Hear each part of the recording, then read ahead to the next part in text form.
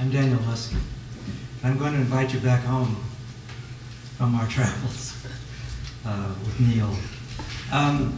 After about 12 years of living in the woods here in Vermont, in Jonesville, Vermont, Angela and I decided to move back to town.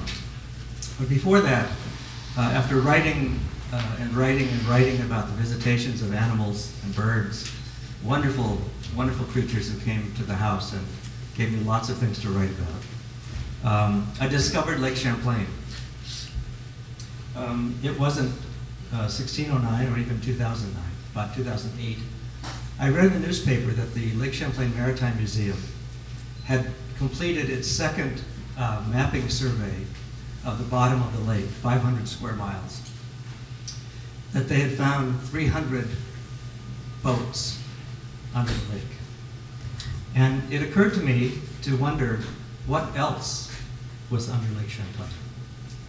And so I began a 2-year-long project of doing research to find out what I could about not only what was under the lake. I don't dive, so it wasn't easy.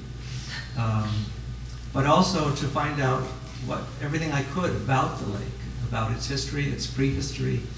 I read and I read and I read and I visited shipwrecks vicariously and on a boat with a camera where you could see on the big screen in front. You've seen that. And I'm sure that there are many of you here who know a lot more about Lake Champlain than I do. But I'm going to read just a few poems from this book that just came out called Lake Studies, Meditations on Lake Champlain. And it's not journalism, it's not history, it's not archaeology, but all the facts, I've been assured, that are in this book are real facts, and most of the poems are based on things that I learned. But I assure you that they are works of imagination. Now, the first poem in the book is called, appropriately, Prelude. We must know there were things that happened here before the water came to hide them. Where in the body does soul reside? Hence our repeated sounding of the lake and of ourselves. Before giants, before the sloth slubbed off to his fossil bed, before the tally of centuries, before the first people, before strangers came to change them, who gave their own names to the water. Lightning knows otherwise. The old ones call it mystery.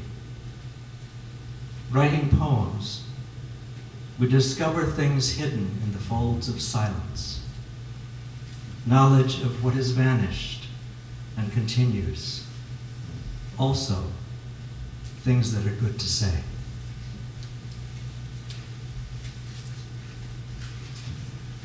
So along with Angela, I traversed the length and breadth of the lake, sailed, walked.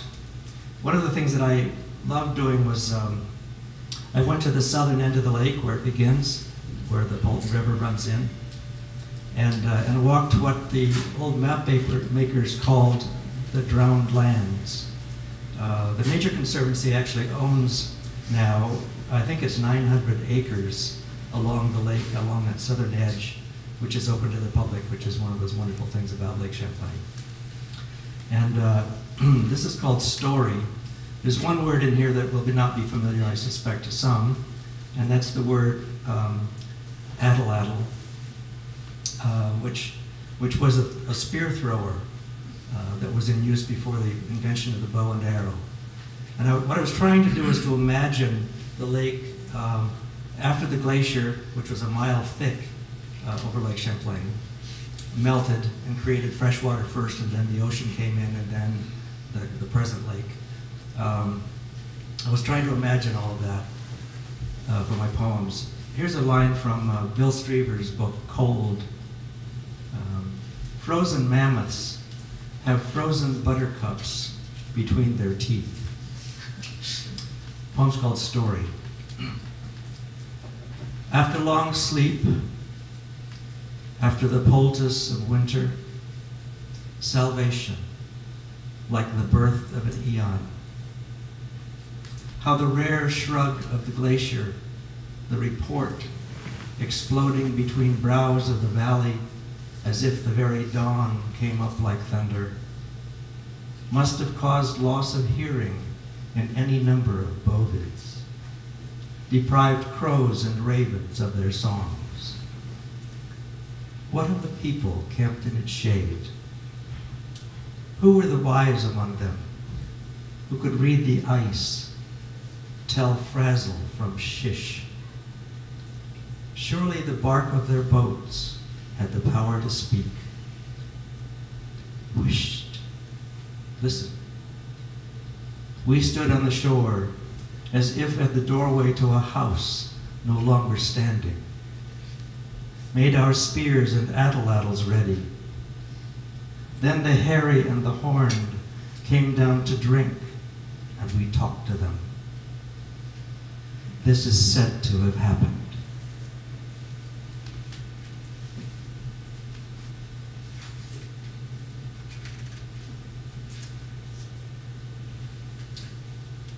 The first poem that I wrote when I began this project was almost entirely imagination.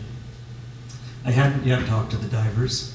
I'd only read the article in the paper, but I started to read books and visited the Echo Center in Burlington and looked at those big fish. And I'll talk more about that in a minute, but I tried to imagine myself under the lake.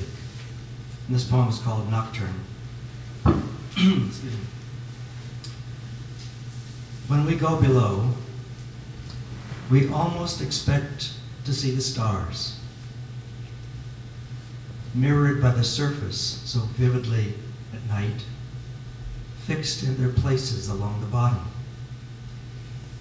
The big fish, the elegant pike, avuncular channel cat, the lordly muskellunge, they graze the hillsides around and below us like cattle. The little fish, shiners in a school, tessellated darters scattering like grace notes on a score, so the silence appears to have secret music, appears even to have birds. Are there seasons here? Like storm clouds, the hulls of boats, an occasional swimmer in flight. Are dusk and dawn the same? There are no pedestrians, no panhandlers, no streetlights, no distant porch light but the moon. Small boats, moored along the bottom, appear homesick to those of us who love our homes. We listen for fish calls, as if a pumpkin seed were a flugelhorn. But these corridors of mud are silent as catacombs.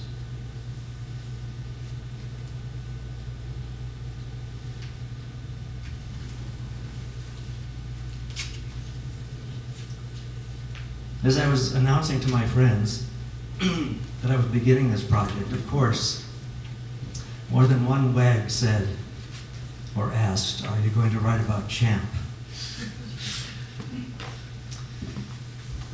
I thought that wasn't a bad idea.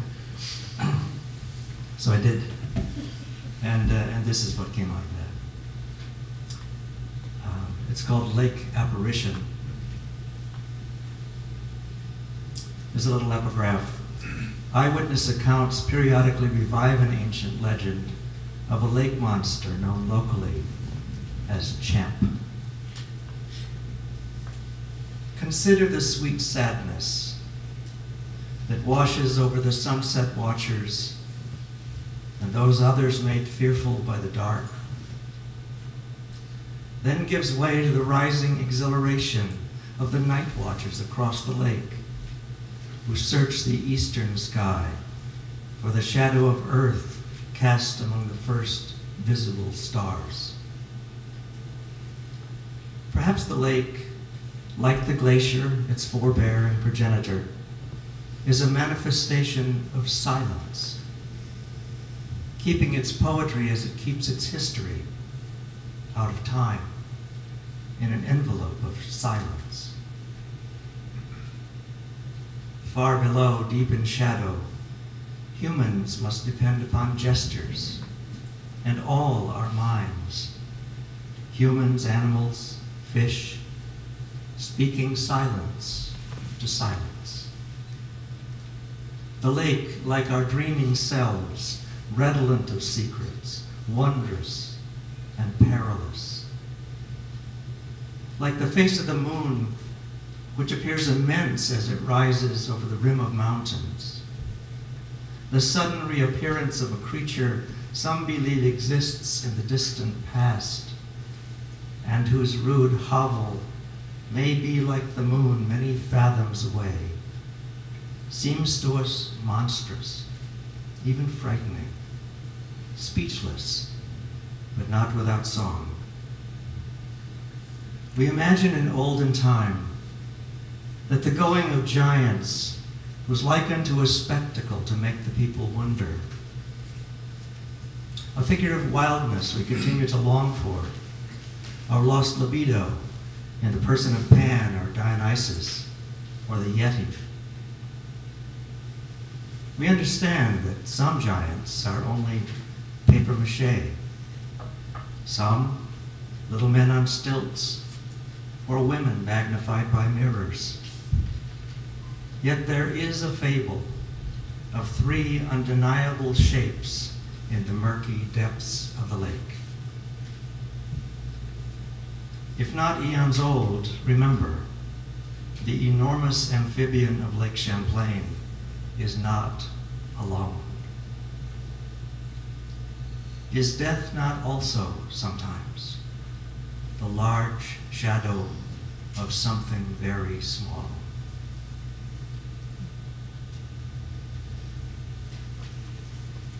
I'll read one more, but I want to tell you a couple of things I learned, which you may or may not know.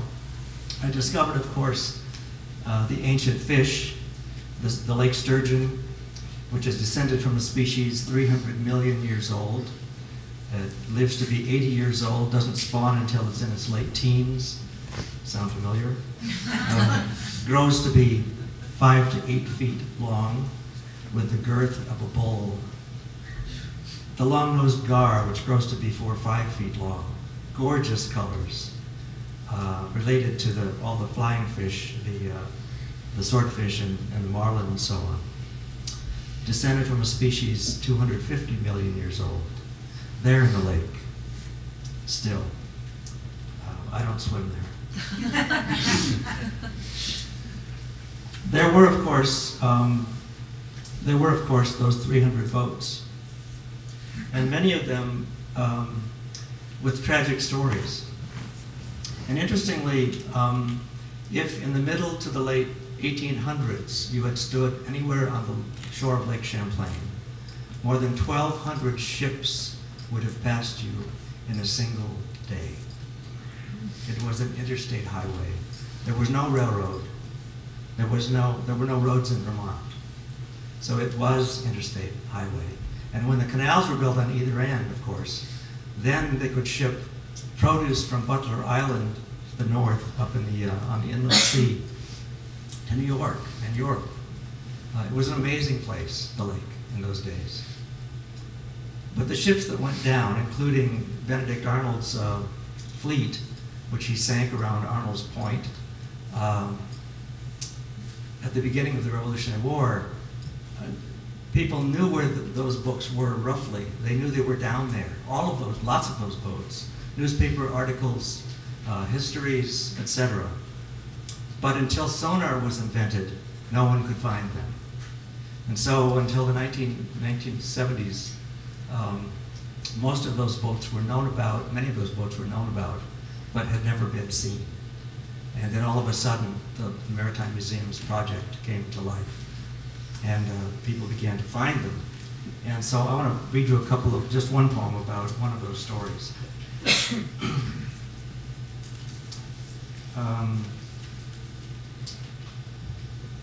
This is about the Water Witch, a famous boat, went down near the mouth of the Otter Creek, not far from here, I guess. Excuse me.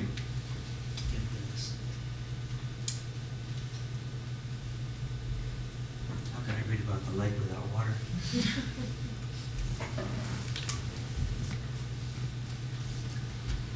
It's a wonderful and interesting story. This is the fact of the matter in an epigraph. On April 26, 1866, the schooner Water Witch foundered in a midday gale off Diamond Island in Lake Champlain. Captain Thomas Mock, his wife, and 2 of their children were rescued.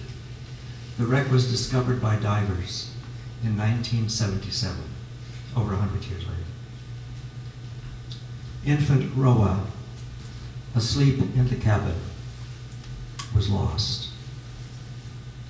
Tumbled as if through a crevice in time, and escaped from the roar of wind and into the torrent of a swollen otter creek, roiling the turbid waters beneath, escaped from gray noon into an upside-down dream, where rabbits and buttons and little fish flit and dodge the sprawl of iron ore, cascading helter-skelter from the hold, as the broken-masted ship falls through the swaddling dark. Captain now, of basket and sloop, a white-paneled kingdom too small to swing a cat, of forks and knives and crockery, of cooking pots, toy horse, and china doll, as at last it settles upright, secure with its cargo, and out of sight.